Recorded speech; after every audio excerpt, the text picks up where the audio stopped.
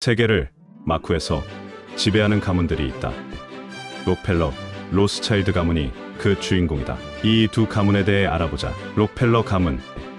20세기를 통틀어 미국의 가문 중에서 록펠러 일가처럼 막강한 권력과 영향력을 행사한 가문은 없었다. 이러한 록펠러가의 시조인 존 데이비슨 록펠러는 1937년에 사망했지만 지금까지도 세계에서 가장 유명하면서 동시에 경멸받는 부자다. 록펠러가 20세기 초 미국의 석유왕이라고 불리기 전까지 그의 행보는 현대의 어떤 기업들도 흉내내기 힘든 대단한 사건들의 연속이었다. 그는 1878년 4월 미국 전체의 정유 능력에 해당하는 연간 360만 배럴을 차지하고 있었다. 이미 1881년 록펠러는 미국에서 생산되는 석유의 95%를 손에 쥐고 있었다. 신대륙이 개척되기 시작했을 때 영국 여왕이 개인에게 독점 사업권을 하사했던 때를 제외하곤 이 땅에 이런 절대적인 독점은 존재하지 않았다고 한다. 당대를 같이 살았던 미국의 신화적인 부자들인 앤드류 카네기, JP 모건과 더불어 록펠러라는 이름은 현대 경영자들에게 별과도 같은 존재이다. 재산 가치는 현재의 빌 게이츠의 3배 정도라고 한다. 그리고 엄청난 기부금을 낸 자선사업가이기도 하다. 그의 경영 기법, 근검 절약을 그대로 따라하는 우리나라 재벌회장들도 많이 있다. 어떻게 이런 어마어마한 부를 축적할 수 있었을까? 우선은 석유다. 쥐라기 공룡의 시체가 땅속에서 수만 년 동안 썩어 만들어진 석유. 이미 현대인들의 산소, 공기와 같은 이 연료가 산업화 시대에 들어서면서 록펠러를 공룡 기업인으로 만들어 주었다. 고래기름으로 등잔을 밝히던 시대에 태어난 록펠러는 석유를 원료로 하는 내연기관이 필요한 시대를 살았으니 그의 사업은 번창할 수밖에 없었다. 우선 시대를 잘 타고난 거인이었다. 20세기 초 거금 10만 달러의 기부금을 낸 록펠러에게 한 목사가 록펠러의 이 돈은 더러운 돈이라면서 설교를 했다. 더러운 돈이 그 사회의 유행어가 되어버렸다. 록펠러는 그 기부금을 내던 시절만 해도 이 시대 최고의 범죄자라는 비판을 들어야만 했다. 이러한 비판의 이유는 그의 석유회사 스탠더드 오일의 성장 배경에 있다. 경쟁은 죄악이라는 말을 했다는 록펠러는 합병이나 매입을 통해 경쟁자들을 가차없이 제거했다. 말 그대로 피도 눈물도 없이 타 기업을 흡수통합하고 시쳇말로 돈 되는 일이라면 무엇이든지 하는 악덕 재벌 기업의 전형이었다. 상대가 거래에 응하지 않으면 도저히 견디지 못해 백기를 들 때까지 가격을 낮추기도 했다. 또 유리한 조건으로 철도 환불 협정을 맺어 석유 수송을 독점했다. 이러한 고압적인 자세로 록펠러는 미국에서 생산되는 석유의 95%를 소유하거나 통제하게 되었고 스탠더드 오일은 무적의 석유 왕국으로 커갔다. 1897년 58세가 되던 해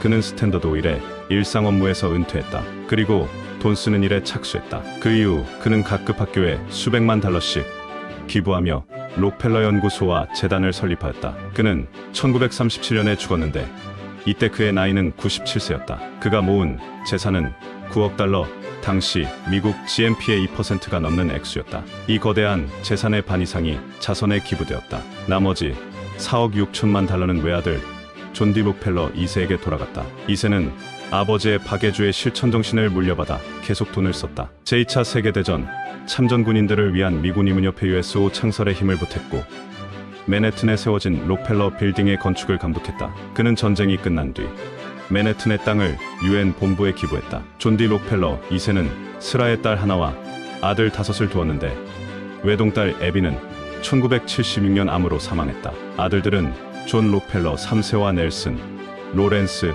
윈스롭, 데이비드 록펠러다. 이 중 막내인 데이비드 록펠러는 5형제 중에 가장 뛰어나지는 않았을지 몰라도 어쨌든 가장 영향력 있는 인물이 되었다. 게리 앨런에 따르면 1973년 한 해만 보더라도 데이비드 록펠러는 중국과 러시아 지도자를 포함 27개국 세계 정상과 만났다고 한다. 호주의 멜컴 프레이저 총리가 1976년에 미국을 방문했을 때 프레이저는 제럴드 포드 대통령보다 먼저 데이비드 록펠러와 만났다. 이를 두고 작가 에퍼스는 정말 믿을 수 없는 일이라고 표현했다. 왜냐하면 데이비드 록펠러는 미국 정부를 공식적으로 대표할 어떤 공직에도 당선되거나 임명된 적이 없기 때문이었다. 참가위원회를 창설한 데이비드 록펠러는 연륜 있는 빌더버그 그룹을 통해 유럽 로스차일드가와 권력을 공유하고 있다. 수년 전부터 록펠러라는 이름은 비밀 조직에 관한 논의에서 끊임없이 거론되고 있지만 오늘날의 대중 매체들은 록펠러가 세계적인 사건에서 담당했던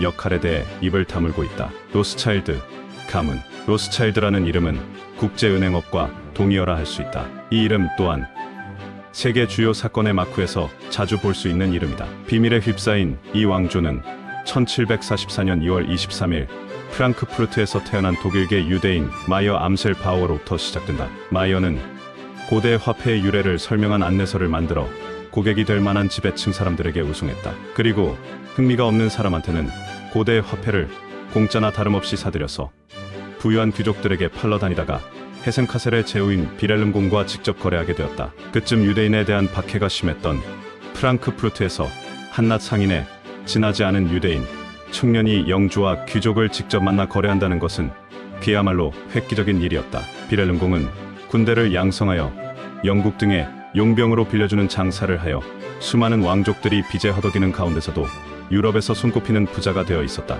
화폐 수집상뿐만 아니라 환전상도 겸했던 마이어는 비렐름 공의 재정 담당에게 줄을 넣기 위해 애쓴 끝에 런던에서 보내오는 환원을 현금화하는 사업을 시작하게 되었다. 그리하여 국가재정에까지 관여하게 된 것이다. 더욱 운이 좋았던 것은 1785년 비렐름 공이 아버지 헤센카셀의 제후 프리드리 2세의 뒤를 이어 비렐름 1세로 즉위하여 그의 자산이 더욱 늘어나게 되었다. 이때 영국은 산업혁명으로 섬유의 대량 생산이 시작되었고 프랑스 혁명으로 독일에서도 면제품 가격이 급등하고 있었다. 이에 주목한 로스차일드 상회는 비렐름 1세가 영국에서 용병대금으로 받은 수표를 단순히 현금화하는 데 그치지 않고 수표를 바로 영국에서 구입한 면제품의 지불에 충당했다. 또한 다시 주식과 채권에도 투자하여 막대한 이익을 거두기 시작했다. 유럽 최대의 갑부인 비렐름 1세의 제1금 고지기가 된 마이어는 여기서 만족하지 않고 보다 더 가문을 위한 일로서 국경을 초월한 금융 네트워크를 구성했다.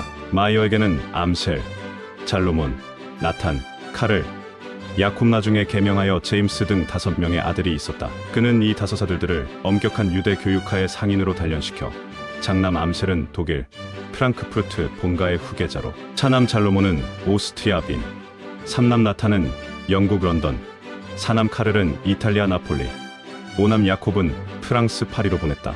로스차일드는 유럽 주요 도시에 포진한 5아들들의 견고한 협력 체제하에서 19세기 유럽 최강의 금융기관으로 성장해갔다. 마이어와 5아들들의 눈부신 활약과 사투는 장대한 드라마이며 그 자체만으로도 격동의 유럽 역사가 될 정도다.